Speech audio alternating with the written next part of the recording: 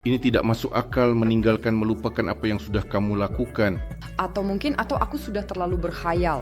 Justru seri itu memberikan uang. Hari ini kami membuka vektor pengembangan baru perusahaan Aeronova. Kalian yang mengangkut hampir 99% dari semua kargo yang ada. Halo semua, Anda berada di saluran dirigible generasi baru. Hari ini kita akan membahas akhirnya struktur biro desain. Hari ini kita akan membahas struktur Aeronova, siapa yang mengerjakan apa. Selain itu, kita akan mendengar pendapat tentang arah pengembangan perusahaan dan kita akan mengajukan sebuah pertanyaan kepada Kepala Biro Desain yang terkenal Aeronova, Boris Ivchenko. Halo, Selamat siang. mari kita mulai dengan memahami sebenarnya siapa Anda di Biro Desain. Di perusahaan ada divisi pusat teknik yang dipimpin oleh Fedor Konstantinov yang sangat berpengalaman dan berpengaruh dalam industri ini. Pusat teknik ini menggabungkan hampir seluruh kegiatan teknik perusahaan dengan berbagai proyek dan inovasi, akuntansi, pengacara dan lainnya, itu terpisah. Sedangkan pusat teknik adalah fondasi masa depan perusahaan.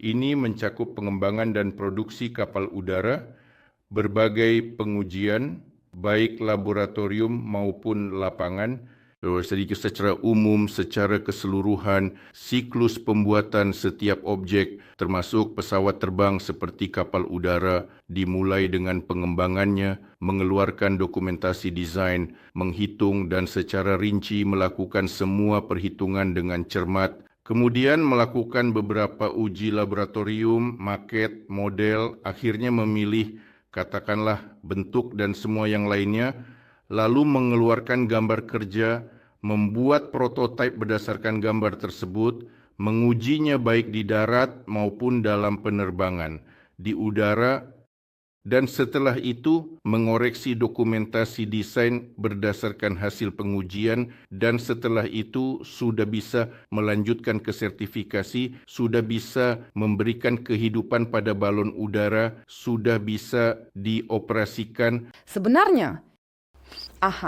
dan dalam siklus ini menarik untuk mengetahui berapa lama waktu yang dibutuhkan dan berapa banyak orang, lebih tepatnya bukan berapa banyak orang, tetapi orang dengan keahlian apa yang terlibat. Desainer.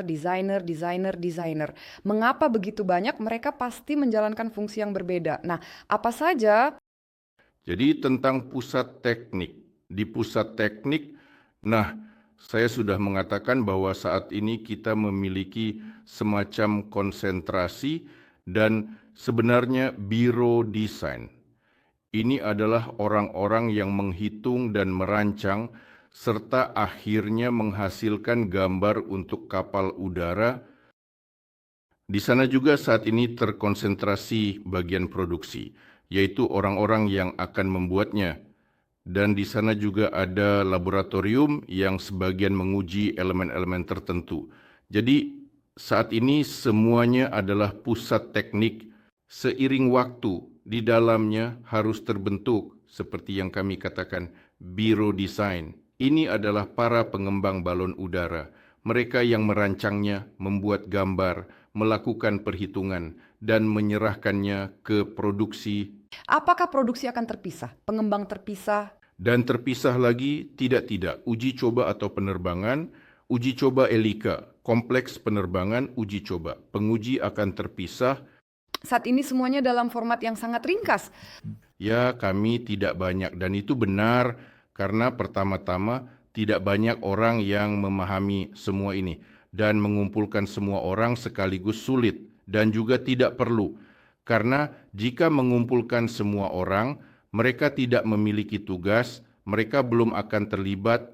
Penguji, saat ini belum ada yang bisa diuji, pekerja produksi itu juga belum ada yang bisa diproduksi. Ya, beberapa spesialis tertentu, beberapa orang, para manajer harus mulai muncul karena mereka harus menyiapkan dan merancang tempat uji coba, serta beberapa metode pengujian. Hal yang sama berlaku untuk produksi. Tidak mungkin bangun pagi dan semuanya sudah siap, hal seperti itu tidak terjadi. Mereka harus membuat beberapa penyesuaian sebelum uang dihabiskan untuk sesuatu yang benar-benar nyata. Tidak, bahkan mereka harus terlebih dahulu memahami di mana akan memproduksi dengan peralatan apa. Memilih peralatan ini jika belum ada, jika sudah ada berarti harus dipasang di suatu tempat dan membeli peralatan ini. Beberapa peralatan dikirimkan selama setengah tahun, mungkin lebih, terutama mesin-mesin besar yang serius. Jadi pada tahap ini kita tidak akan memproduksi semuanya sendiri, tetapi akan menempatkan produksi pada mereka yang sudah memilikinya. Namun kami berencana untuk memproduksi banyak hal sendiri seiring waktu. Ya, jelas kita tidak akan memproduksi semuanya, kita juga tidak akan menambang atau melebur logam, tetapi hal yang dekat dengan pembuatan kapal udara khususnya untuk selubung, spesifikasi produksi, dan sulit mencari seseorang yang mengerjakannya. Beberapa hal harus kita kembangkan sendiri dan beberapa harus dilakukan bersama perusahaan lain. Ceritakan tentang pekerjaan Anda di Biro Desain. Anda adalah kepala desain. Siapa atasan siapa? Siapa yang mengerjakan apa? Siapa yang bertanggung jawab atas apa? Ada Zubkovic, ada Konstantinov, ada Anda. Mungkin ada juga beberapa atasan lain yang saya tidak tahu. Ya, saya sudah lama berkecimpung, lebih dari 40 tahun dalam penerbangan dan khususnya dalam pembuatan kapal udara. Saya memulai lulus dari Institut Teknik Tinggi Moskow yang saat itu masih bernama Bauman, melanjutkan ke program pasca sarjana, menyelesaikan disertasi, dan setelah itu saya diundang untuk bekerja di Biro Desain Otomasi Dolgoprudnenskoye yang disebut DKB. Saat itu satu-satunya di Uni Soviet yang terlibat dalam penerbangan dan pada tahun itu mereka diberi tugas untuk mengerjakan kapal udara. Disebut DP-1, 2 DP dan mereka mengerjakannya sangat lama tetapi akhirnya tidak pernah selesai dibangun. Uni Soviet runtuh dan itulah akibatnya. Tapi saya datang sebagai spesialis muda dan bekerja di bagian perhitungan dan penelitian ilmiah. Kemudian setelah beberapa tahun saya pindah, secara keseluruhan saya bekerja di sana selama 7 tahun, pindah ke Departemen Proyek, di mana kami merancang kapal udara secara spesifik. Saya menjadi kepala sektor perhitungan. Setelah meninggalkan Biro Desain Otomasi Dolgoprudny, pada awal tahun 1990, ini masih sebelum runtuhnya Uni Soviet, sebuah perusahaan didirikan dan para pemuda yang aktif pergi ke sana. Itu adalah perusahaan yang disebut Dirizablestroy USSR. Ini semacam kebangkitan. Pada tahun 30-an ada perusahaan dengan nama tersebut. Itu didirikan berdasarkan keputusan Kementerian Industri Penerbangan dan Komite Sentral Komsomol. Dan kami ke sana, termasuk saya pindah ke sana. Ada 10 orang, kami baru mulai berkembang dan pada saat itu terjadi keruntuhan Uni Soviet dan kami mulai mencoba kegiatan komersial. Jadi pada periode itu ketika keruntuhan belum terjadi, kami dengan hati-hati melakukan komunikasi dengan Perancis mengenai kain untuk balon udara. Ada satu perusahaan resort dan mereka menawarkan kepada kami semua untuk pindah ke dekat Paris, siap untuk mendirikan perusahaan semuanya. Tetapi saat itu masih menakutkan di awal tahun 90-an, sedikit orang yang pergi kemanapun, kami menolak entah bagaimana. Meskipun hidup tidak mudah di tahun 90-an.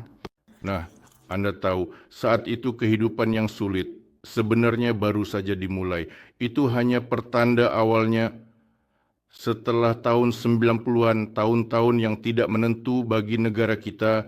Maka sudah tidak ada waktu memikirkan balon udara. Nah, Anda tahu tidak, saya selalu terlibat dengan balon udara dan penerbangan. Ya, saya tidak meninggalkan topik ini. Saya bekerja di Aerostatika. Dibuatlah balon udara pertama, Aerostatika 01, Aerostatika 02, di mana saya terlibat langsung menjadi kepala departemen, wakil kepala desainer utama. Ini adalah balon udara satu tempat duduk. Tapi dana tidak dialokasikan. Negara sama sekali tidak tertarik.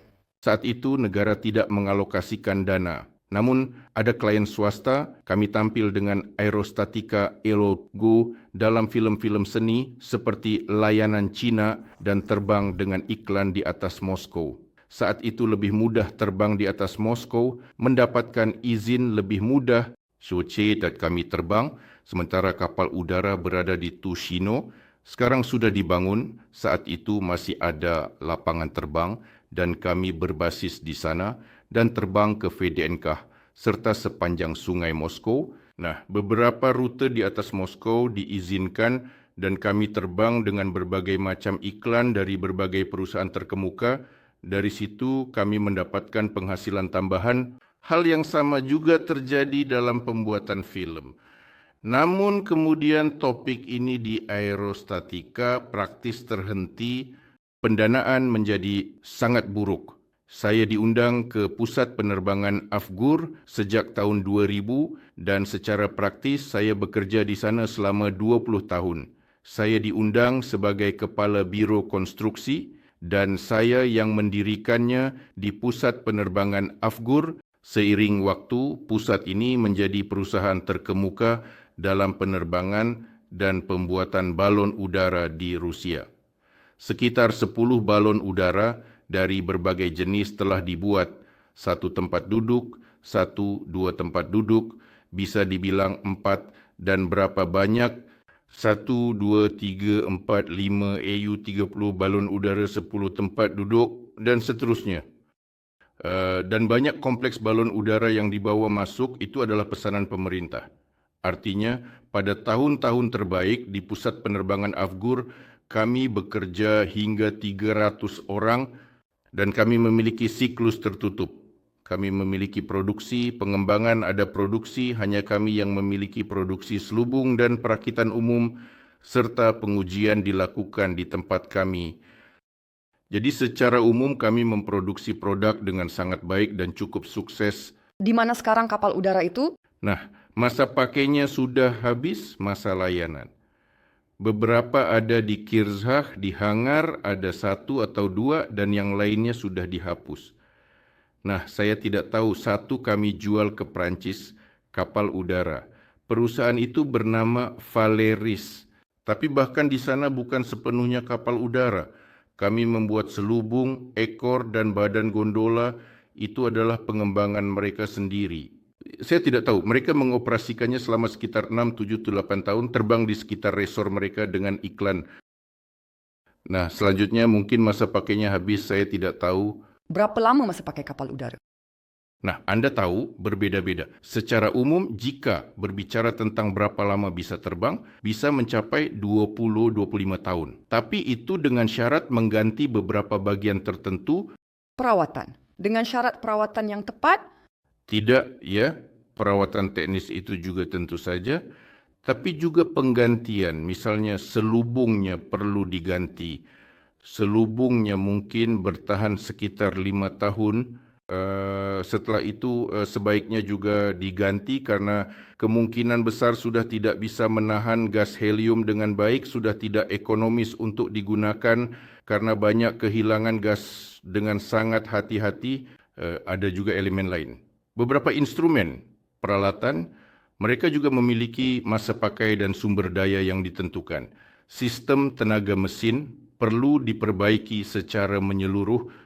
Nah, jadi masing-masing memiliki masa pakai sendiri, tetapi sebenarnya gondola dihitung berdasarkan itu.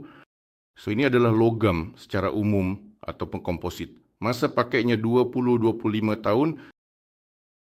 Jadi seperti itu. Dan datanglah tahun 2020 ketika Anda pergi dari sana. Seperti...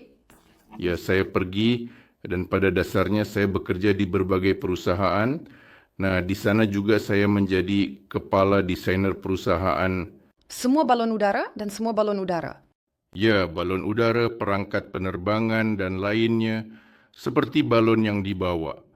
Kami juga mengerjakan balon yang dibawa dan juga berawak. Ini disebut aerolift. Ini naik dengan tali hingga ketinggian 150 meter. Perusahaan Prancis mengerjakannya, perusahaan Inggris juga. Di banyak ibu kota di Eropah ada dan tidak hanya di Eropah. Naik hingga ketinggian 150 meter 200. Ada gondola bulat, gondola berbentuk bola.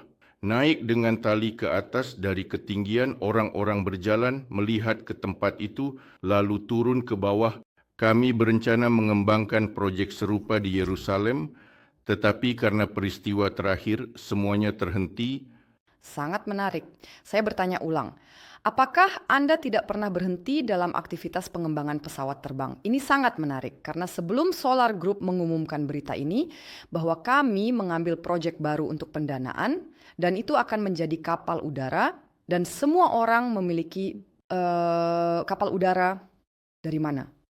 Mereka seakan jatuh dari langit. Di antara kita ada orang-orang yang selalu mengerjakan ini bertahun-tahun. Kapal udara sebenarnya tidak pernah pergi kemana-mana. Sebenarnya mereka selalu ada di sekitar kita. Tapi itu semua adalah pekerjaan satu kali. Pada dasarnya, apa yang saya kerjakan adalah katakanlah pesanan pemerintah. Namun, arah ini di negara ini terus-menerus, meskipun tidak berkembang dengan sangat aktif, tetapi tetap berkembang karena tidak banyak prinsip fisika seperti misalnya untuk terbang di atmosfer. Ya, ada prinsip aerostatik yang sedang kita bicarakan. Ini menggunakan gaya angkat atau gaya Archimedes dengan yang mana pada dasarnya adalah volume cairan atau berat yang dipindahkan. Berat dari volume cairan atau gas yang dipindahkan ini menghasilkan gaya yang bekerja ke atas, gaya dorong yang disebut gaya Archimedes. Dan jika berat dari volume ini lebih kecil daripada berat udara, maka muncul gaya ke atas yang disebut gaya aerostatik. Di dalam air, kapal selam atau orang berenang, ini adalah gaya Archimedes di dalam air. Di udara ada gaya yang sama, ada aerodinamis. Ini adalah bagaimana pesawat terbang ya, dan ada roket jet yang terbang. Nah, secara umum hampir semuanya, mungkin ada beberapa yang elektromagnetik dan lain-lain, tetapi pada dasarnya ada 3 jenis perangkat seperti ini umumnya ya, dan jika ada prinsip fisika, hukum, maka tidak menggunakannya adalah dosa. Ini adalah peluang yang diberikan kepada kita dari alam. Hal lain adalah bahawa ada berbagai tahap perkembangan teknologi ini. Kadang-kadang mereka dilupakan, seringkali dihidupkan kembali, muncul bahan baru dan teknologi baru dengan inovasi. Tugas baru menjadi menguntungkan secara ekonomi. Namun demikian, di banyak negara, hal ini selalu dikerjakan secara terus-menerus, setidaknya di negara-negara maju. Artinya ini termasuk Uni Soviet, Federasi Rusia, Eropa, Jerman, Inggris, Perancis, Amerika, sekarang China. Juga banyak perusahaan yang terlibat dalam hal ini, mencoba untuk memanfaatkannya. Menarik. Bagaimana pertemuan dengan Solar Group terjadi? Bagaimana ini terjadi? Apakah mereka menemukan Anda atau sebaliknya? Apakah itu panggilan telepon? Bagaimana itu terjadi? Ternyata sebenarnya saya ikut serta dalam pertemuan pertama ketika ada banyak perwakilan, ketika masih ada Alexander Nikolaevich Kirillin di sana. Itu adalah presentasi pada bulan September, ya. Presentasi proyek kapal udara generasi baru. Seperti yang sudah Anda pahami dengan baik, lingkaran spesialis di bidang ini cukup sempit. Nah, dia ingin saya menjadi wakilnya jika semua ini berjalan untuk menangani masalah perhitungan sertifikasi. Dia juga mengundang Zubkevich Vadim, Dmitry Khmel, dan spesialis lainnya. Karena saya diundang, saya melihat bagaimana ini berlangsung dan memutuskan untuk berpartisipasi dalam proyek ini.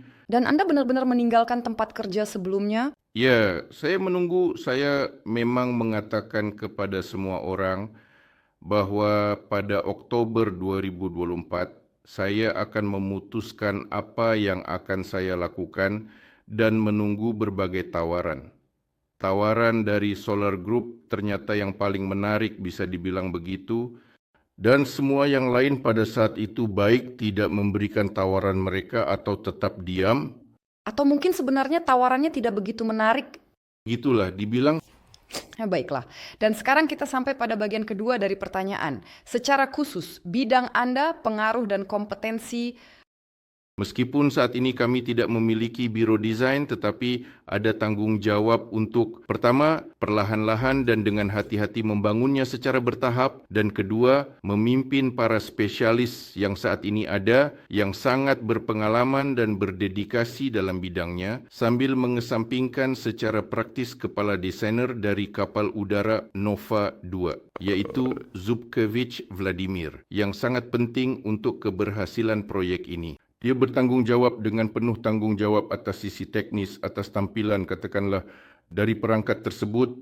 Ya, dia yang mengusulkannya, dia bertanggungjawab agar perangkat secara umum mewujudkan sifat-sifat tertentu dan sesuai.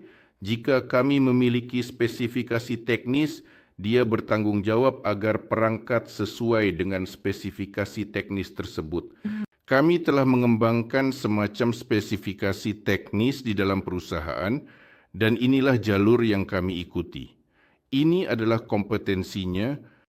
Kompetensi saya adalah untuk memastikan bahawa ini akhirnya terwujud, tepatnya terwujud. Artinya, saya memberikan tugas kepada para spesialis, desainer dan analis serta menerima hasil kerja mereka. Tidak semua, tidak seluruhnya. Kami dengan Vadim Zubkevich membagi bidang pengaruh, jadi diatur seperti ini. Ada bagian teknis, dia memberikan tugas kepada orang lain, tetapi orang-orang tersebut secara resmi, secara fungsional, tunduk, katakanlah ada piramida yang dibangun, di mana di puncaknya adalah Konstantinov sebagai pemimpin dan di bawahnya adalah saya. Sela-sela ada cabang lain iaitu teknis. Dia memberikan tugas untuk menghitung sesuatu, merancang, mengeluarkan gambar untuk sesuatu dan pada dasarnya baik dia maupun saya, kami memeriksa mereka. Jadi dia bertanggungjawab atas teknik, saya seolah-olah untuk bagian organisasi. Sedangkan yang lain, desainer kami lebih seperti pelaksana. Dan mereka datang kepada Anda dan berkata apa yang Anda gambar di sini tidak ada di alam, kami tidak akan menemukan bahan-bahan ini. Ini tidak mungkin dilakukan. Kami menawarkan Anda opsi-opsi seperti ini. Jadi begitulah komunikasi ini terjadi. Mengapa harus begitu? Ya, bisa saja begitu. Biasanya yang terjadi adalah pekerjaan diberikan, mereka menyelesaikannya, datang, melaporkan. Ini adalah skenario ideal bagi seorang atasan. Ketika Anda memberikan perintah, bawahan langsung menangkap tugasnya tanpa bertanya apa-apa, pergi dan kembali dengan tugas yang sudah selesai, lebih baik besok atau lebih baik lagi kemarin, dan melaporkannya, itu ideal. Tetapi hal seperti itu tidak terjadi. Saya bisa menyebutkan, di sini saya memiliki beberapa hal yang sebenarnya direncanakan. Kita melihat bahawa biro desain harus terdiri dari beberapa bagian agar dapat dipahami. Ini yang pertama disebut Departemen Pandangan Umum atau Departemen Projek. Departemen ini harus mengembangkan tampilan teknis, mengeluarkan pandangan umum dan skema tertentu.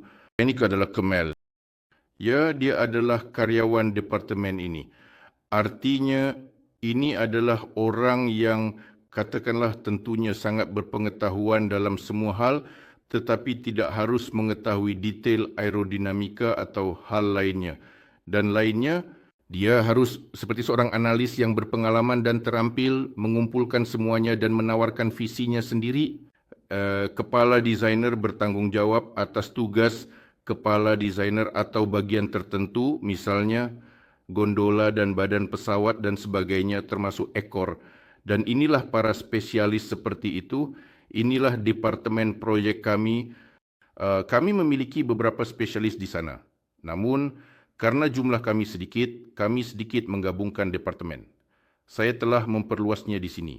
Kami juga memiliki spesialis dalam desain kulit yang sekarang termasuk dalam departemen ini. Jadi, departemen berikutnya adalah departemen perhitungan teoretis, kemudian bisa terpecah. Di perusahaan penerbangan, ini melibatkan banyak orang.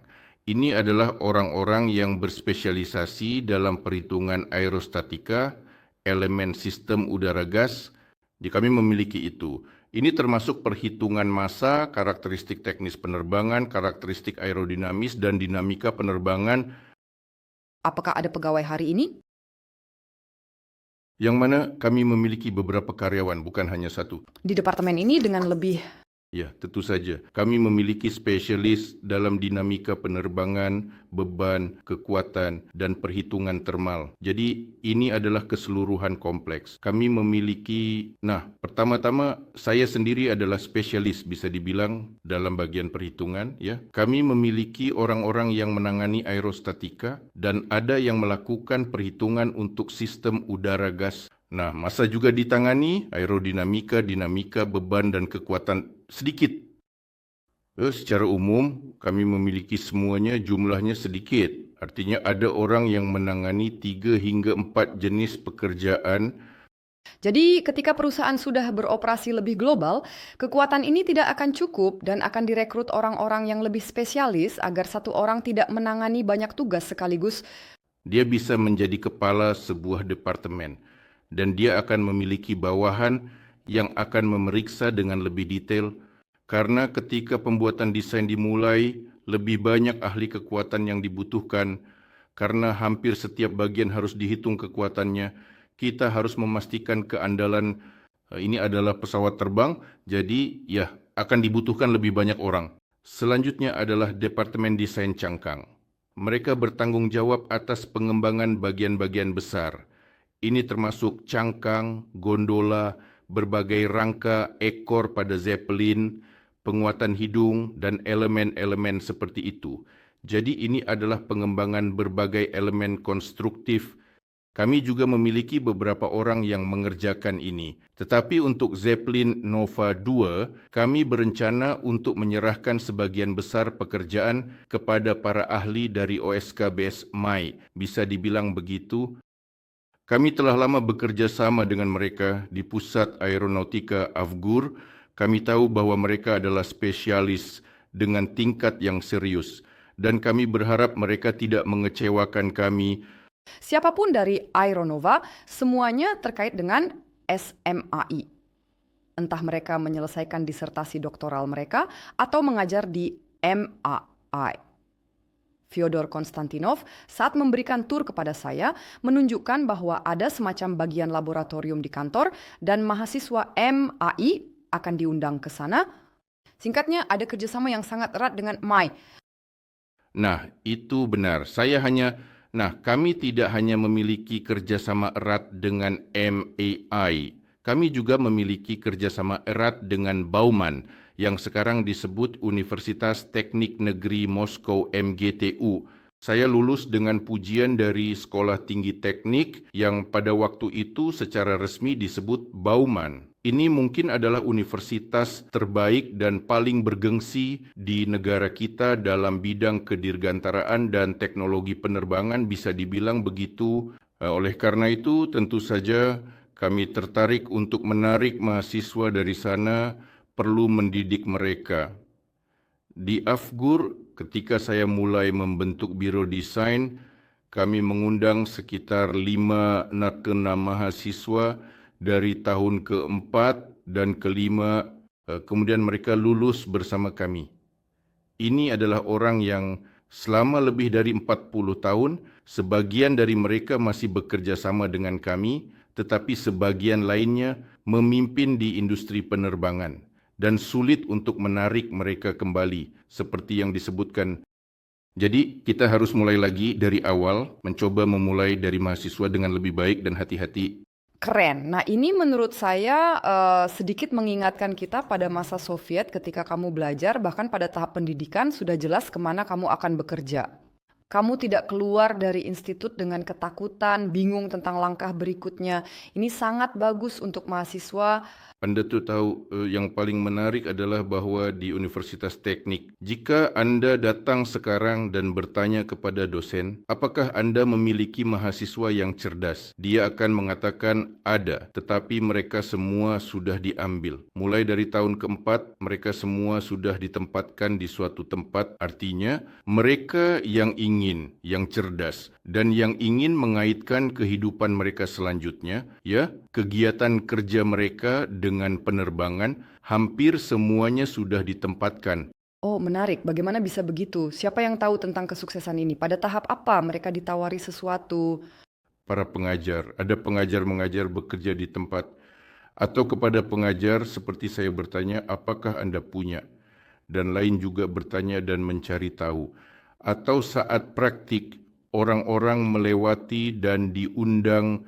Jadi pada dasarnya mereka mengatakan bahwa, ya, tidak begitu. Harus mulai dari tahun pertama, tahun kedua sekarang. Nah, maksimal dari tahun ketiga dan selanjutnya, atau membujuk, ya, itu juga mungkin. Tetapi, Begitulah ternyata. ya, jadi misalnya di MAI, di Bauman, dan di universitas terkemuka, orang-orang sudah bekerja paruh waktu, para mahasiswa.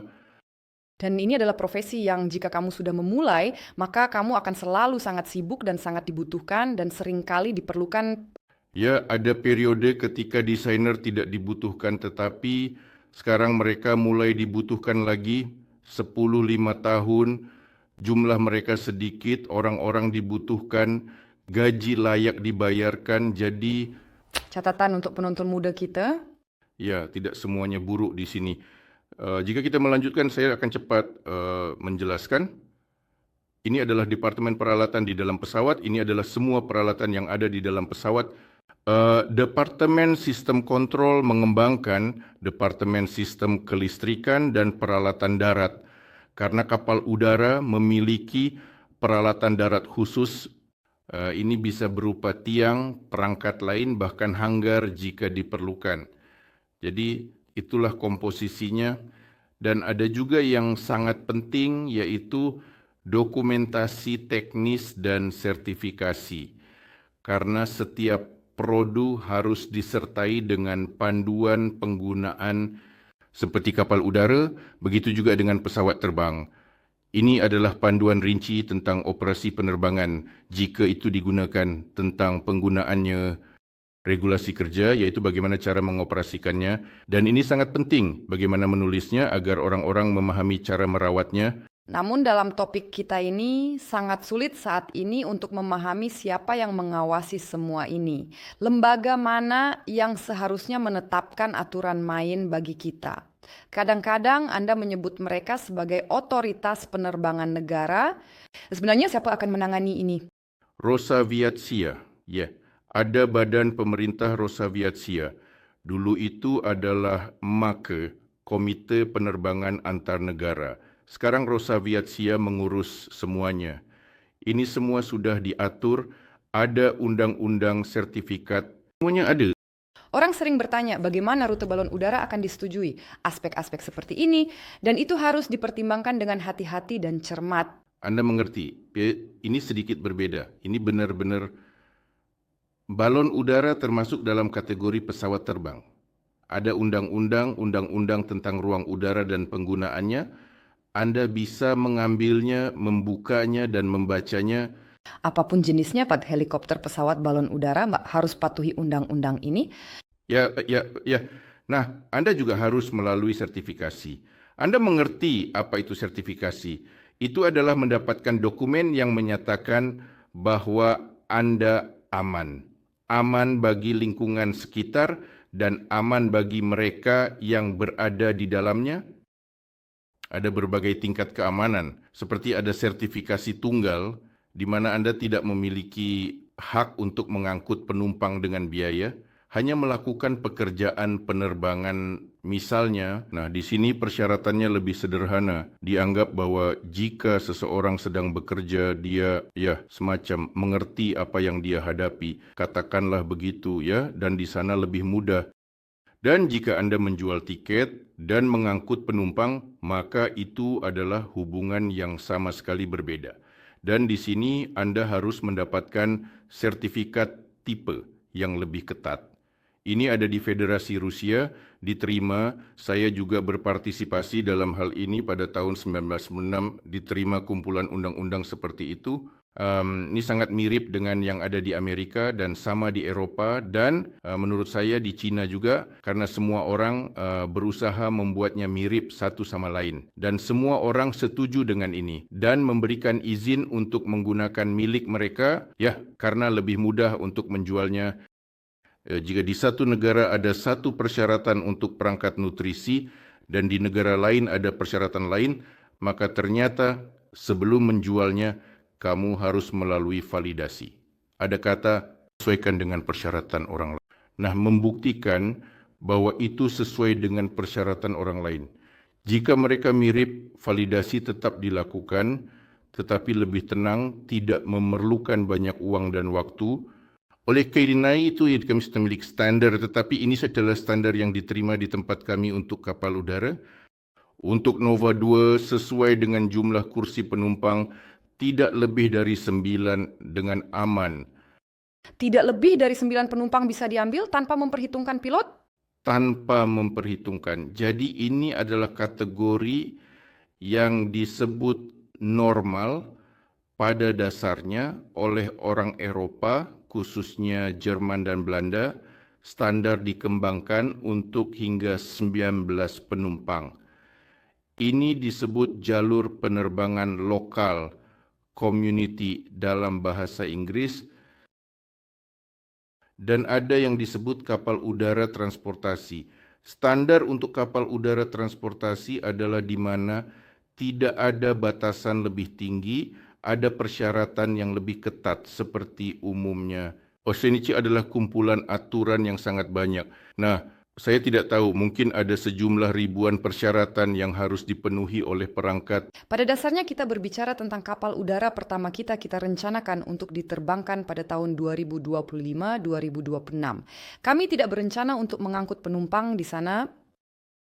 Nah, bagaimana mengatakannya? Kami berencana untuk menerbangkannya, tetapi tentu saja tidak secara tersertifikasi. Kami berencana untuk menerbangkan perangkat ini di dalam Aeronova dengan pilot yang mengemudikannya. Pada waktu itu, dan itu saja. Selanjutnya, karena kita mengatakan bahawa perangkat ini adalah demonstrator teknologi, kita ingin menguji teknologi pendaratan, sistem kontrol otomatis, dan teknologi pendaratan agar lebih sedikit atau mungkin tanpa orang di darat dan seterusnya, meskipun kemungkinan kecil, tetapi agar lebih sedikit orang yang mengoperasikan di darat sedikit lebih. Nah, ini sebenarnya tentang uang, ini tentang ekonomi. Semakin banyak orang yang melayani, semakin mahal biayanya. Apakah mungkin ada personel multifungsi dalam hal ini yang hari ini menjadi pilot, besok dia di darat? Apakah itu semua orang yang berbeda? Itu orang yang berbeda. Nah, tim darat adalah tim darat. Pilot tidak bisa melompat keluar dari kokpit, berlari, melakukan sesuatu, lalu melompat kembali. Tidak, pilot itu terpisah. Ada teknisi, pengendali lalu lintas udara. Banyak orang seharusnya ada. Menjadi bagian dari staf, tidak pengendali lalu lintas udara terpisah.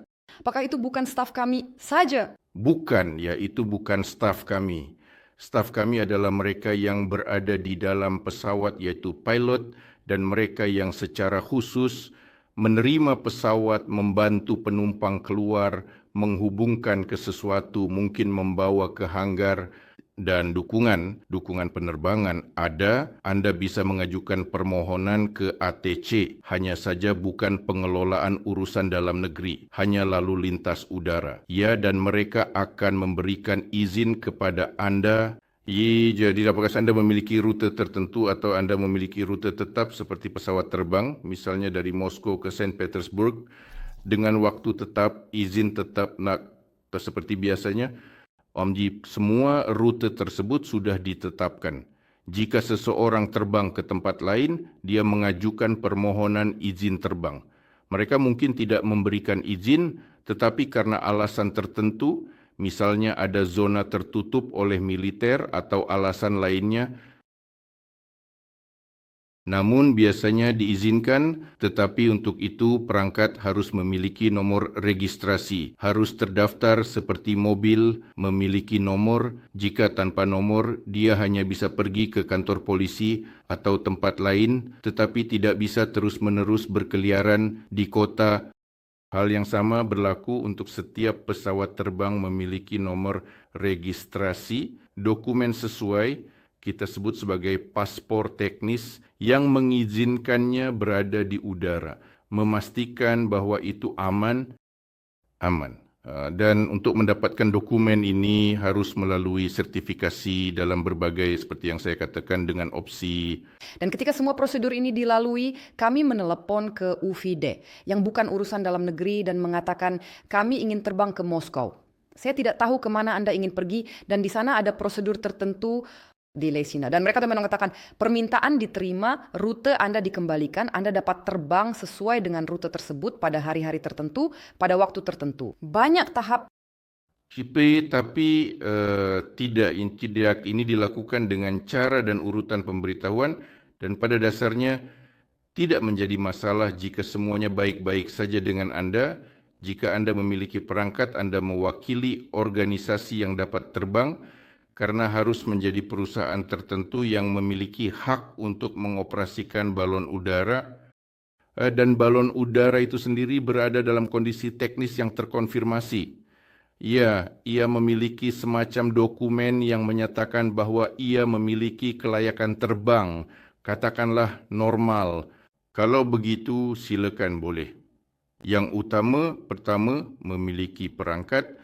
Kedua, agar perangkat tersebut memenuhi persyaratan yang ditetapkan dalam apa yang disebut norma kelayakan terbang yang sudah dikenal dan harus mengetahuinya, mempelajarinya lebih lanjut dan membangun perangkat dengan mematuhi persyaratan tersebut. Nah, saya bisa memberikan contoh sederhana agar lebih jelas dan lebih detail. Misalnya, ada persyaratan bahwa antara ruang mesin dan kabin penumpang harus ada dinding tahan api atau contoh lain. Anda bisa mengonfirmasi bahwa dinding itu ada, tetapi Anda harus menunjukkannya ke pemeriksa. Tunjukkan gambar atau cetak biru dinding itu ada. Namun bagaimana membuktikan bahwa dinding itu tahan api? Kalau Anda membitnya dari aluminium dengan ketebalan tertentu atau dari baja dengan ketebalan tertentu juga, tetapi lebih tipis. Baja 1 mm tebalnya, tetapi saya katakan bahwa tidak benar. Dari paduan aluminium seperti Duralumin 1,5 mm atau 2, dan itu sudah cukup.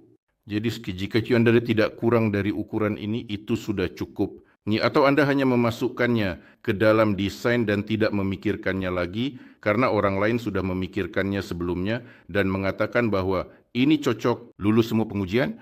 Atau kemudian Anda tidak tahu apa-apa, melakukan seperti yang Anda tahu dan kemudian diberitahu, uji, tunggu ini, buktikan kepada ini bahwa ini dan itu. Pada akhirnya, pertama, ini akan jauh lebih mahal dan kedua, belum tentu itu akan bertahan jika Anda tidak memeriksanya. Oleh karena itu, sekarang mungkin saya bahkan sedikit kita punya pertanyaan baru ya muncul. Oleh karena itu, kapal udara generasi baru tidak menyiratkan eksperimen langsung, sesuatu ide-ide inovatif. Bagaimana jika kita membuat kapal udara berbentuk pil dari sesuatu? Saya tidak tahu, mungkin emas, artinya tidak akan ada penyimpangan tajam dari norma yang sudah berfungsi.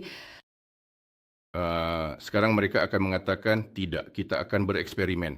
Tidak, kita akan bereksperimen dan pada dasarnya kemungkinan eksperimen sudah dimasukkan dalam norma. Ini tidak berarti bahwa kita harus bergerak sangat menentang. Tidak langsung dan tidak ada langkah ke kiri, langkah ke kanan ditembak. Tidak ada yang seperti itu. Silakan bisa. Tapi kita harus memilih dan memahami untuk apa kita melakukannya. Dan apakah layak menghabiskan tenaga dan usaha untuk itu. Dan yang paling penting ada juga pertimbangan ekonomi yang sangat penting. Seperti dan juga Baik, kita langsung sampai pada pertanyaan ini. Ceritakan tentang kapal udara yang berpotensi sukses secara komersial dan tidak hanya secara komersial. Menurut Anda? Menuju kapal udara seperti itu harus bergerak secara bertahap. Ada pengalaman dengan perusahaan Jerman Cargo Lifter dan sekarang sejujurnya ada perusahaan yang mengerjakan Flying Whales. Ini seperti paus terbang, ya. perusahaan Perancis yang langsung mengatakan bahwa mereka akan membuat kapal udara besar yang akan menjadi kapal udara kargo besar. Terlibat dalam proyek besar memang bisa, tetapi menurut saya pribadi, saya pikir bahwa terutama untuk kelompok kami, untuk Solar Group dan khususnya untuk Aeronova, sangat penting bahwa kami terus-menerus menunjukkan langkah-langkah kami agar kami terus maju, agar kami tidak menutup diri dan selama 10 tahun tidak menghasilkan apa-apa dan kemudian orang-orang akan kehilangan kepercayaan. Di sini prinsipnya, ya seperti burung pipit dan bangau, mari kita lakukan langkah kecil, selalu menunjukkannya dan mengujinya. Kita akan memiliki sesuatu yang nyata, kita tidak akan diam selama 10 tahun, kita meluncurkan balon besar, kita akan mulai dengan langkah-langkah kecil, semuanya akan aktif. Itu yang pertama. Kedua, orang-orang akan mendapatkan pengalaman belajar bagaimana melakukan lebih banyak. Dan ya, kerjasama akan terbentuk yang juga sangat penting karena ya, Anda mengerti bahwa misalnya balon udara yang sebenarnya mengangkut 100 penumpang hampir sama dengan pesawat yang juga mengangkut 100 penumpang, bukan? Dengan demikian, ini sangat penting. Tingkatnya kira-kira sama dan perusahaan pesawat yang membuatnya sangatlah besar. Mereka tidak muncul kemarin dan artinya kita juga harus menuju ke arah itu.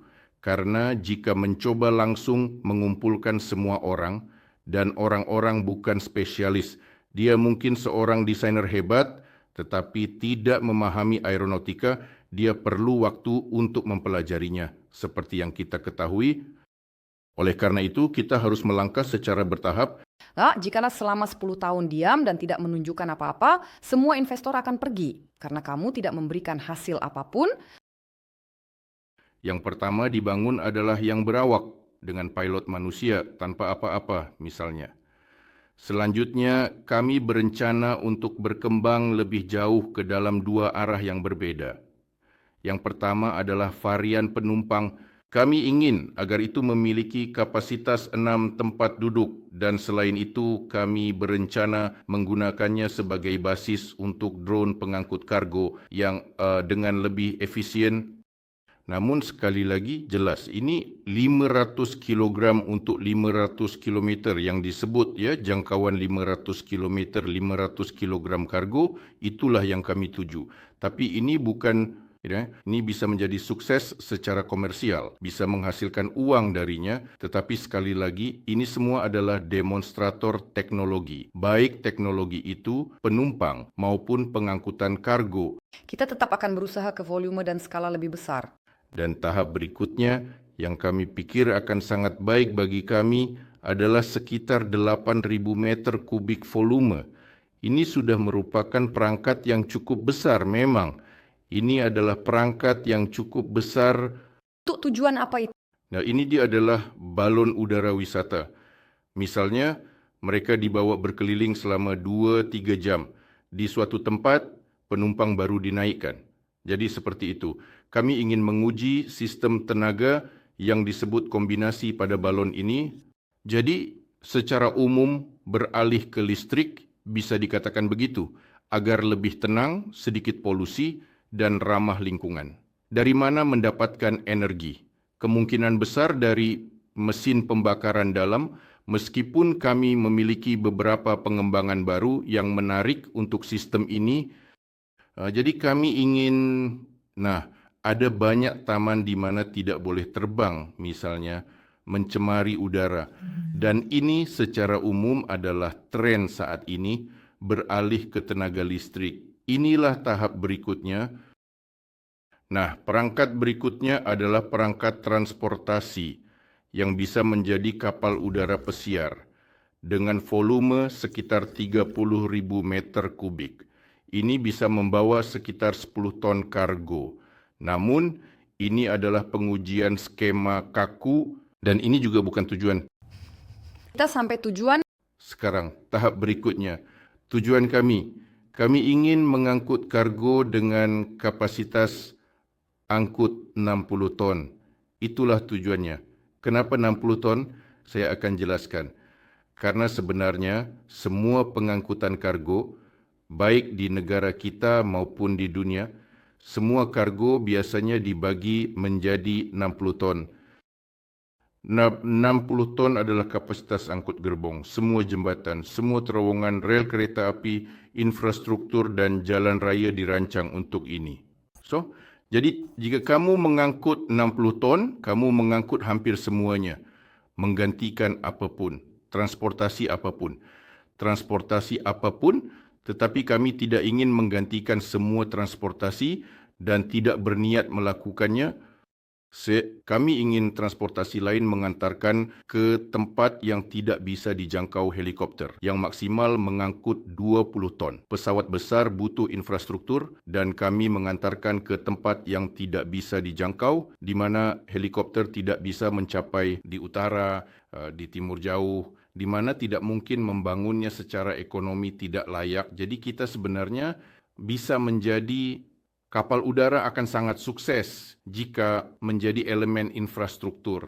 Anda mengerti, bukan hanya untuk mengantarkan sesuatu, tetapi seperti jalan, seperti rel kereta, seperti jalan raya, maka jalur udara adalah kapal udara. Dan kemudian mereka akan membutuhkan ratusan, mungkin ribuan, dan saat itulah ini benar-benar menjadi industri, dan saat itulah tidak ada bencana yang akan menakutkan bagi perusahaan. Ya, mungkin juga tidak untuk satu pun perusahaan. Jadi kami mendapatkan pendapat baru karena semua orang yang sebelumnya menjadi tamu di podcast saya mungkin semuanya mengatakan bahwa mereka melihat masa depan perusahaan Aeronova justru dalam arah tur yang bersifat hiburan seperti ini. Artinya orang-orang akan menghabiskan uang untuk melihat betapa menariknya bisa naik kapal udara, melihat pemandangan tertentu. Sekarang kami memiliki pendapat baru bahwa jauh lebih menarik dari sudut pandang bisnis adalah mengangkut muatan besar ke lokasi yang sulit dijangkau. Sulit dijangkau atau di tempat yang sangat sulit untuk diakses, misalnya untuk diangkut ke lokasi yang diinginkan, atau mungkin ukurannya sangat besar dan berat, ya, bahwa ada banyak Muatan yang tidak dapat dibagi. Ya, benar. Tapi kadang-kadang orang berkata, mari kita angkut 200 ton sekaligus, ada muatan yang tidak dapat dibagi, tetapi itu adalah reaktor turbin yang sangat sulit untuk dibuat dan disesuaikan. Jadi bisa dibagi, muatan ini bisa diangkut, tetapi di tempat di mana muatan ini dibongkar harus dibangun pabrik, setidaknya bengkel untuk merakit dan menyesuaikannya. Dan tentu saja semua orang berkata ada yang seperti ini di pabrik pembuatnya, kirimkan saja. Tapi anda tahu mungkin kita akan sampai ke sana, tetapi itu adalah tujuan yang sangat jauh. Ya, dan yang paling penting untuk pengiriman muatan seperti itu, harga tidak lagi menjadi masalah karena mereka sendiri sangat mahal. Dan begitu mahal sehingga mereka siap membayar hampir berapapun dalam batas wajar. Masalahnya muatan seperti itu sangat sedikit di dunia dan berapa banyak perangkat seperti itu dibutuhkan di sana. Mungkin 5-6 saya kira, dan industri ini ya memang penting, tetapi dalam bidang ini, dalam konteks yang lebih luas, meskipun begitu, jika balon udara seperti itu muncul besok, tentu saja akan sukses, akan menemukan dana untuk operasinya, untuk pemeliharaannya, dan akan menghasilkan keuntungan yang sangat besar, bahkan dengan sedikit penerbangan ketika diperlukan. Tetapi pembangunan perangkat seperti itu pertama-tama membutuhkan uang yang sangat besar, dan kedua, kapan pengembalian dari pembangunannya akan terjadi? Saya pikir itu tidak mungkin, dan yang saya maksudkan 60 ton ini seolah-olah menjadi kapasitas angkut massal yang besar. Anda sebenarnya membawa hampir 99% dari barang-barang yang ada Anda mengirimkan. Dan kemudian ini sudah menjadi sesuatu yang berbeda. Kualitas yang berbeda. Dan pariwisata memang bisa menguntungkan dan akan menguntungkan, tetapi sangat bergantung pada lokasinya. Namun, mereka tidak mengalami perkembangan pesat di industri pariwisata. Mungkin karena mereka sangat diminati.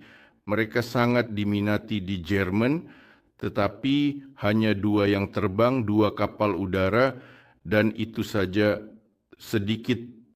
Di tempat lain, seperti di Tiongkok, mereka baru saja membangun. Dan katanya mereka juga membangun yang berkapasitas 9 tempat duduk dan mendapatkan sertifikasi. Mereka sudah memiliki lebih dari 100 pre-order untuk perangkat ini. Kita lihat saja, untuk apa? Tiongkok adalah negara yang sangat besar dengan banyak orang. Nah, pada dasarnya barang akan terus diangkut selama planet ini ada. Sedangkan untuk tur, seseorang akan pergi sekali. Dan itu saja, dia tidak perlu lagi, tidak tertarik lagi. Dia akan melihat dari atas dengan balon udara, berlayar, dan pada dasarnya keinginannya akan terpenuhi. Mimpi telah terwujud, tapi barang harus selalu diangkut sudah. Dan tidak ada jalan lain. Dan yang paling penting, ya, jenis barang apa itu penting. Mungkin bahkan yang 10 ton pun bisa menemukan, pasti akan menemukan ceruk penggunaannya. Dia dan mungkin karena balon udara itu sendiri besar, ia juga bisa mengangkut barang-barang yang tidak sesuai ukuran, yang tidak bisa dimuat ke dalam apapun yang lain. Apakah mungkin, atau saya sudah terlalu berkhayal, apakah mungkin satu perusahaan, misalnya Aeronova, membuat balon udara kecil untuk tur, kargo 10 ton, 60 ton, atau apakah saya sudah berkhayal 100 tahun ke depan? Tidak, kenapa tidak? Bisa dan seharusnya. Tentu saja, itu tentu mungkin, dan kita harus menuju ke sana. Tapi kita kan bilang, kita menuju yang besar melalui yang kecil. Tapi kita tidak akan melupakan yang kecil. Tidak, ia akan terus bekerja dan berfungsi untuk kita mendapatkan uang, kita akan terus bergerak maju. Tidak ada gunanya menyerah, melupakan apa yang telah Anda lakukan. Anda menginvestasikan uang, boleh dikatakan menemukan tambang emas, lalu mengambilnya, berbalik dan pergi. Biarkan orang lain datang. Ya, saya tahu stafnya masih agak terbatas ya. Kami meluncurkan beberapa pesawat udara kecil, memahami cara kerjanya, kami beranjak ke langkah berikutnya, dan kami menjual pesawat udara ini kepada seseorang dan terus berlanjut. Atau apakah cukup sumber daya yang akan muncul seiring dengan ekspansi untuk mempertahankan apa yang sudah ada, bekerja pada yang baru dan meluncurkan yang baru? Dan Anda tahu, saya pikir, pertama, itu sudah cukup. Dan kedua, ternyata desainer dan kalkulator sedang mengerjakan sesuatu yang baru, yang sebenarnya benar-benar sangat menarik dan juga sangat inovatif. Dan para perancang, ya, ini adalah perancang dan pengembang, katakanlah, teknologi baru. Mereka menghabiskan lebih sedikit waktu pada apa yang sudah dibuat. Jadi, tapi ketika mereka mengembangkan yang baru, produksi akan, ya, tidak ada yang mengerjakan. Biarkan mereka membuat apa yang sudah dikembangkan. Akhirnya kami sudah berkembang. Ada berbagai jenis penguji di sana. Ada yang dari pabrik yang akan melakukan pengujian. Jadi ini sudah siap untuk, katakanlah, produksi massal. Dan itu benar, itu harus menghasilkan uang dengan cara yang efektif dan efisien dan memberikan pengembangan baru. Ini secara umum, nah lihat, begitulah semua orang hidup. Ya, pertumbuhan dan pergerakan akan sangat menarik sekali. Itu memang seharusnya, ya, dan membawa keuntungan bagi perusahaan. Jadi kita harus tidak hanya secepat mungkin, tetapi tetap harus menuju ke produksi massal. Itu yang menghasilkan uang. Memang produksi massal yang menghasilkan uang, bukan pengembangan. Pengembangan itu lebih banyak pengeluaran, dan untuk alat pertama, setelah itu ketika kamu sudah menduplikasi, kamu sudah menghabiskan semua, dan itu bisa dijual kepada orang lain. Itu tidak berarti bahwa Aeronova harus mengeksploitasi semuanya. Perusahaan transportasi akan dibentuk di negara kita, dan di mana saja, silakan saja. Ya, di sana para insinyur mungkin diperlukan untuk misalnya kapal yang jarang sekali mirip satu sama lain, tapi ada serinya, dasarnya tetap sama. Dan kita ingin sesuatu, misalnya atap merah, dasar biru, silakan, atau sebaliknya. Nah, di sini juga, tapi ini hanya nuansa kecil, ya, seperti dan dengan beberapa elemen tambahan yang dapat menambah nilai estetika dan fungsi dari desain tersebut. Baiklah, kita sudah bermimpi bersama. Tapi saya berharap dan percaya, dan seperti biasa saya selalu katakan di akhir podcast, saya berharap agar tim dapat mewujudkan semua yang telah mereka rencanakan dengan penuh keyakinan dan semangat yang membara, agar semuanya mendukung itu. Dan saya ingin mengucapkan terima kasih banyak karena telah terbuka dengan saya hari ini, tidak takut untuk dengan tulus dan sepenuh hati mengungkapkan sudut pandang alternatif. Saya rasa akan ada banyak komentar episode ini karena sebelumnya kita selalu mendukung Zeppelin Wisata. Hari ini kita membuka arah baru untuk pengembangan perusahaan Aeronova. Terima kasih atas kesempatan ini. Selamat tahun baru untuk Anda dan para pendengar kita. Saya memiliki harapan manusiawi yang biasa untuk semua orang. Semoga orang-orang sehat, bahagia dan mendapatkan lebih banyak keberuntungan. Dan kita akan menciptakan Zeppelin. Jadi sekalian peduli dengan kebahagiaan kalian, kita akan membangun Zeppelin. Terima kasih telah menonton dan terima kasih telah datang berkunjung kepada kami. Sampai jumpa.